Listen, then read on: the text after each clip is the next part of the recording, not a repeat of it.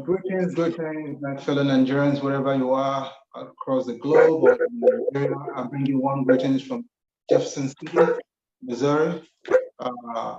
You know what it is, it's Nigerian Constitution, and you're right, it's show hosted every Tuesday. This is going to be a pre-recorded session. So this particular record is going to be for next Tuesday, which is going to be Tuesday, July 29, 2022, our usual time, 9 p.m. Nigerian time, or 3 p.m. US Central Time, or 4 p.m. US Eastern Time. It's going to be, so when you watch this, it's going to be 29th of July, okay? And today's show is going to be covering the topics that's hovered around Nigeria as a nation or as a federal republic and its 36 states. So Nigeria as a nation and the 36 states. So I want to explore that and see how it's all pieced together constitutionally. And I have my usual guest here, the good barrister, Joseph Tendo Bayo. So say hello to Nigerians, my audience. Yeah, good evening, Dr. Ike, and good evening, entire people of the country, Nigeria. Good to have you here, and it's my pleasure to always be here. All right. It's good to always have you here.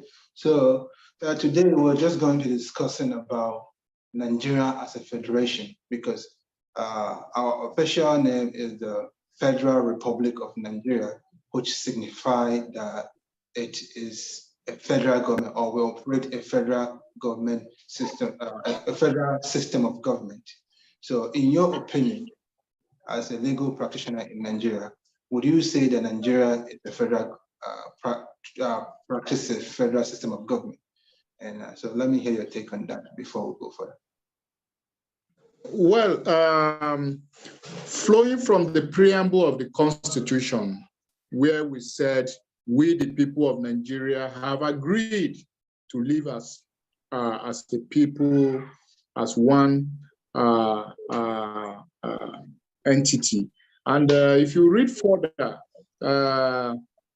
to the section 2 of the Constitution of the Federal Republic of Nigeria, again, it said, we, the entire people of Nigeria, have decided to live together as one indivisible entity under the republic called the Federal Republic of Nigeria.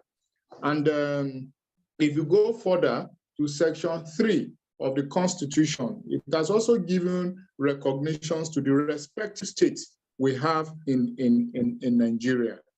And if you take it down to section 4, section 5, and section 6, which clearly defines the various arms of government and how their operations are, you will agree with me that, yes, from the flow of the Constitution itself, particularly in section 2, it says, yes, this is a nation that has agreed to live as a federal, as a federation, under the term Federal Republic of Nigeria.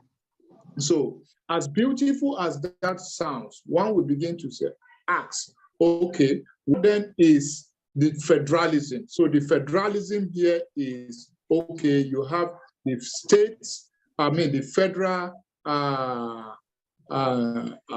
federal government, you have the state government, and you have the local government. So all of them operating or should operate as one indivisible entity. However,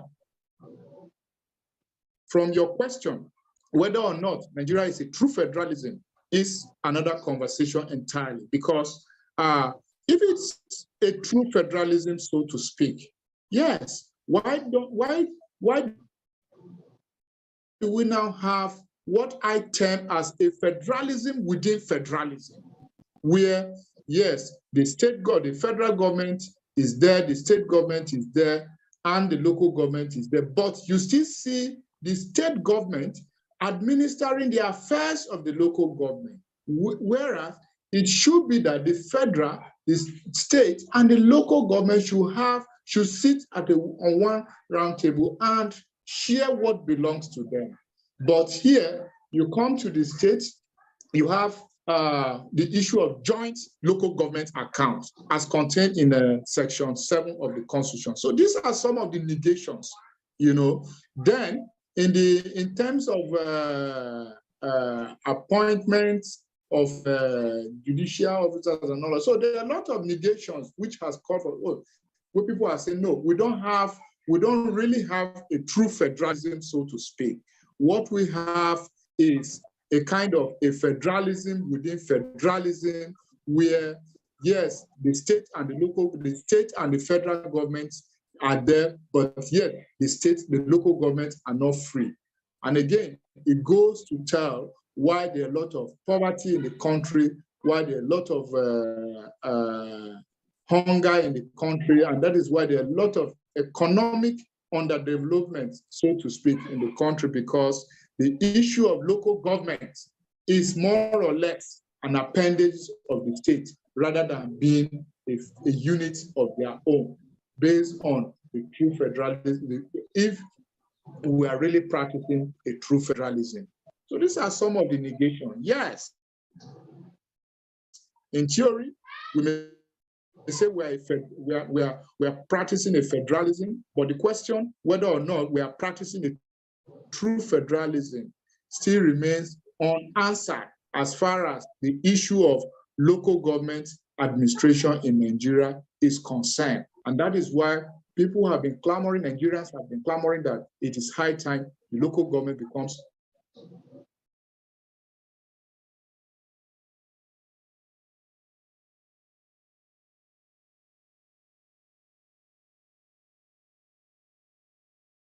I think Barrister autonomous entity of their own, taking what belongs to them direct from the revenue sharing, administering it the way they want.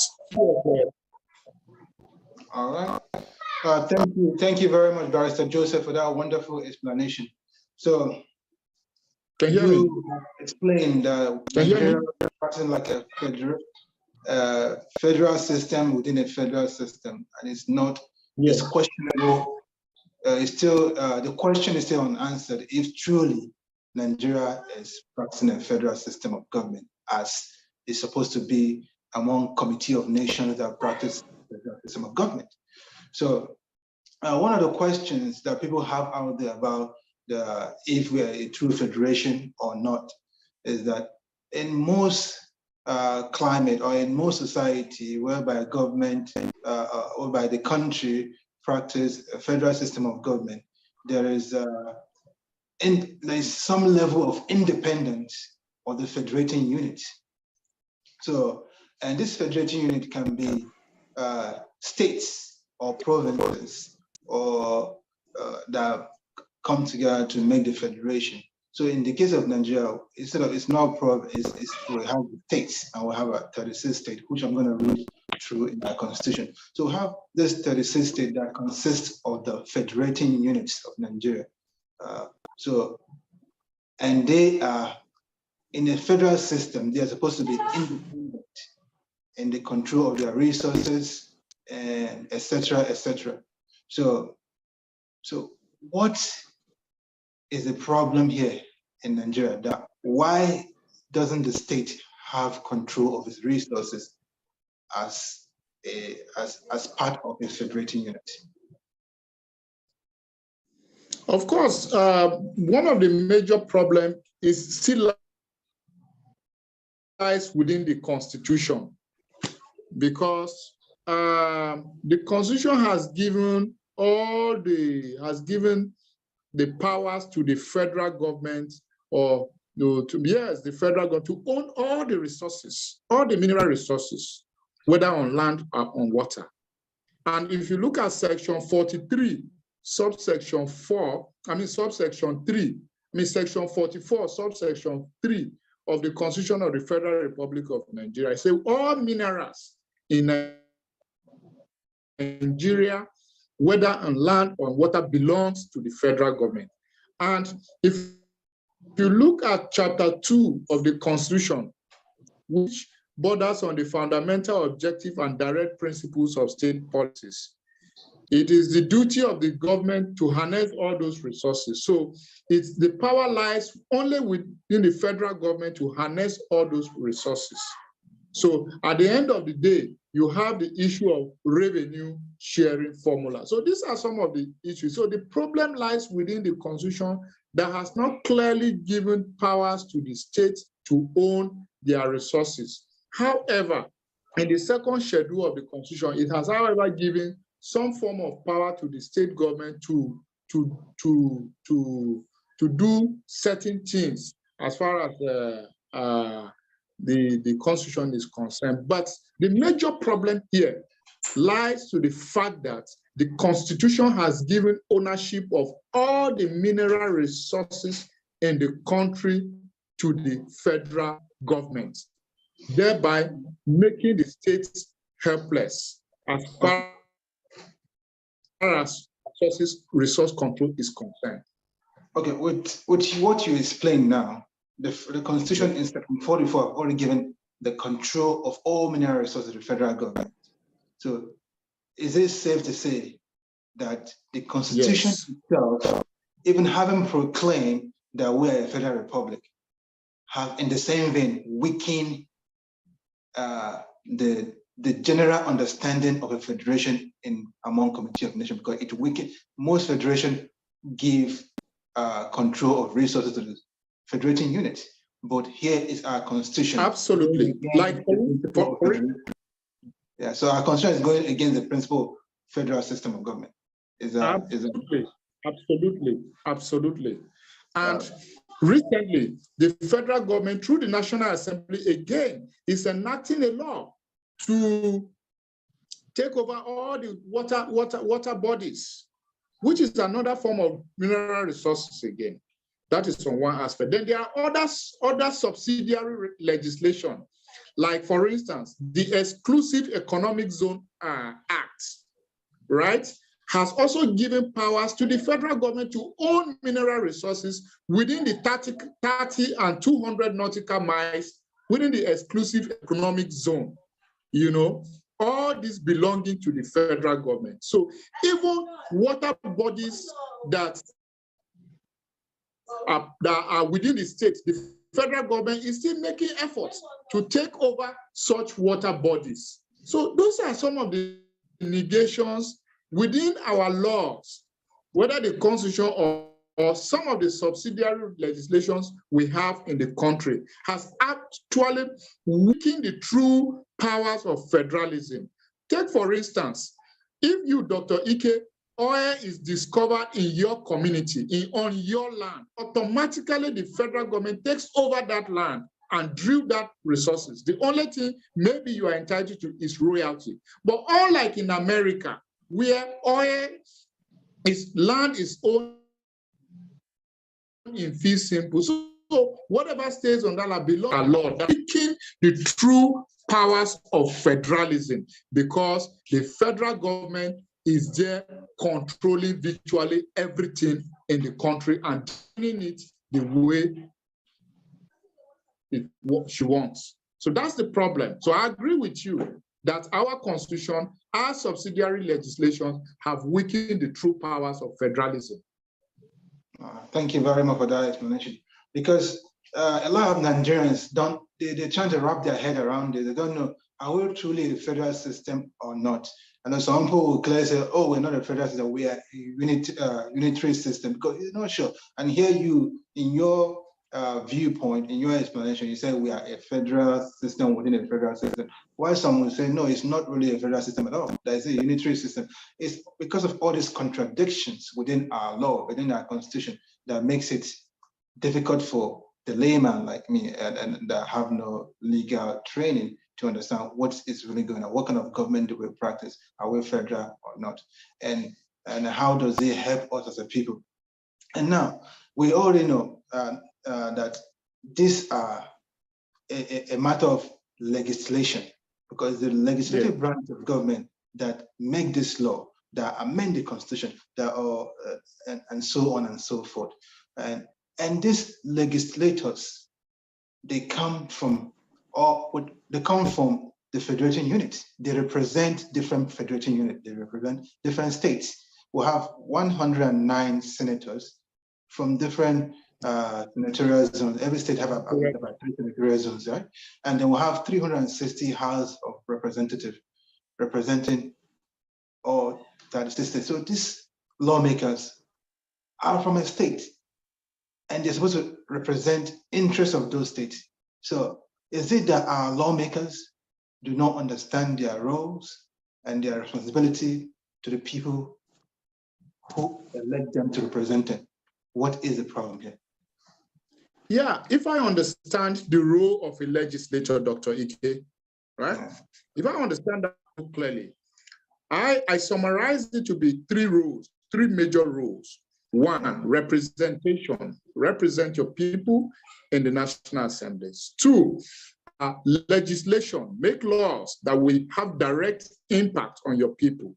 And 3, carry out oversight functions, which will constitute which will serve as a check and balances in the activities of government, the executive. But quite unfortunately, how do you represent when you don't interact with your people, when you don't even know the yearnings of your people? How do you make good laws when you don't even interact with your people to know which areas of law, what input can they make, in guiding you to arrive at laws, those laws that will have impact on them? For want of time, I won't go into specifics. And then oversight, so that the people will know that what belongs to the people. We're talking of the dividends of democracy. So if the government, if the executive is supposed to construct a road or a contract has been awarded, they have to make it known. But quite unfortunately, it will surprise you to know that some of the legislators, some of the senators, some of the House of Representative members don't even have constituency offices where their constituent can interact with them. Some of them don't even do constituency briefings to tell their children. We don't even, I, for instance, don't even have access to my National Assembly member because I've called him severally. He won't pick up the calls, because there are certain things concern you raise so that they will understand. And nobody seems to listen to you. You send a message through their legislative aid, whether it gets to them, nobody knows and nobody cares. So these are some of the problems. So one is beginning to be tempted, or one is tempted to say, are they really representing us as a people, or they are representing themselves? So that's the problem. Because some of them don't even understand the business of lawmaking, the business of a legislature. So that's why we're having some of these issues. Okay, now the water bill is going on. The National Assembly member has come back to brief their constituent on the propriety or otherwise of having that law. Everything is just quiet. That thing happen, nobody knows. So it's quite disheartening, because if a legislator is interacting with his constituency, he will be able to know that, yes, the yearnings of my people, these are the wishes of my people. So when I am in the National Assembly, this is how I'll be able to articulate these issues, So it's quite disappointing that most of the legislators don't even know what to do. If not, we have been on the issue of local government autonomy now for how many years? We have been on the issue of removal of joint accounts with local government and state government now for how many years? And when it comes to constitutional amendment, some of the houses of assembly members are not even helping matters at all. So there's a huge problem. And until we begin to screen the people we send to our National Assembly on the basis of performance, on the basis of capacity, and on the basis of integrity, that is only when we'll begin to get things right. But for now, the National Assembly is one of the major problems we have as a country. And they are constituting a club in the way of having a true federalism as far as Nigeria is concerned. All right, thank you very much, Barrister Joseph. So I'm going to read the sections of the Constitution that we're covering for this pre-recorded session, and then I'll ask for your closing remark, and we end this session.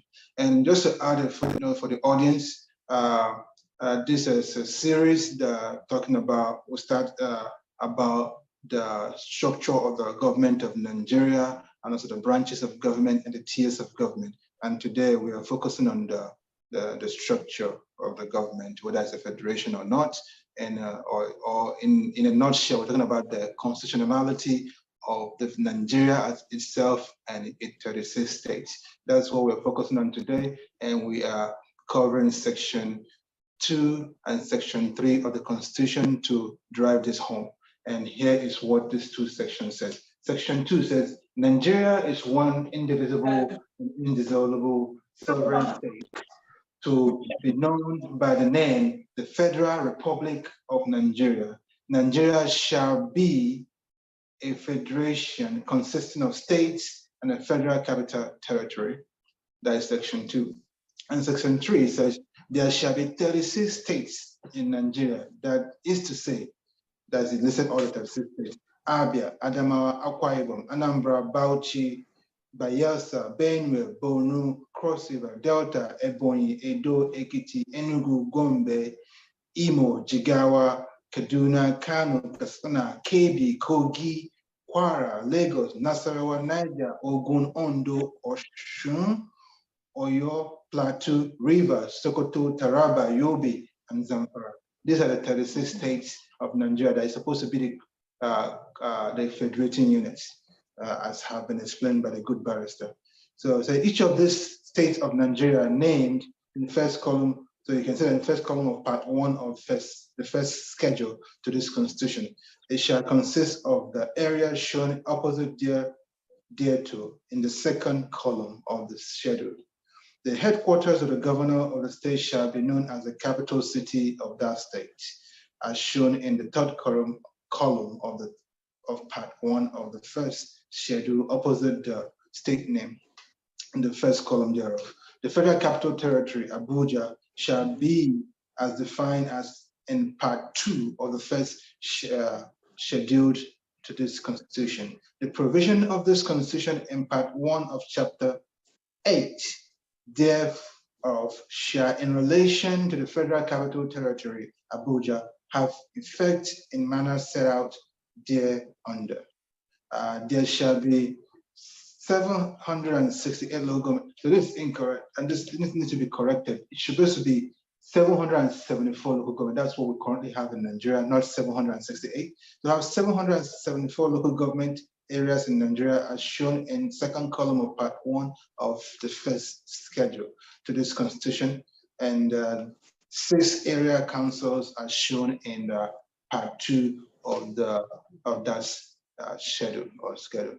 So that is what section 2 and section 3 is talking about, that we are a federal republic and we have federating unit, which is 36 states, and their capital shall be known as the capital city. And then we have the federal capital territory called Abuja. So you've seen this, and the good brothers have done a wonderful job explaining that our constitution, in a way, that is what also my view, in a way, is negating the concept of federalism. And this is the fault of our legislative branch of government, or our legislators, who we know as the National Assembly in Nigeria, consisting of senators and House of Representatives. And we have an opportunity come February 2023 to elect new National Assembly members, and as well as the president and the state and the governors. So we have this chance, and we should seize this chance to elect people that understand the issue, people that understand the need of the people. That is the kind of people you elect into these offices. Because if you elect the wrong people, it's going to be the same things happen again. We cannot continue repeating the same issue, the same thing over and over and expect a different result. Always going to have the same result. If you repeat the same errors of yesterday, you're going to have the same error result. But when we change the people, when we put in the right people, people that understand the need of the people, on the local level, the state level, and the legislative branch and judicial branch, then we'll have a chance to build the nation that we deserve, to build the country that we deserve. So, and this is where I leave you for this session. And the next pre-recorded session is going to be for Tuesday, 2nd of August, and it's going to be focused on the legislative branch of the government with Section 4 of the Constitution. And once again, it shall be recorded with our good Barrister Joseph. As a wrap up this session, Barrister, do you have any closing remarks for the people? Yeah, already you've taken words out of my mouth. We are edging close to the election where we will be electing members of the National Assembly. And just like you said, we should ask questions as to the knowledge capacity of the people we are looking to elect, their integrity, and their level of understanding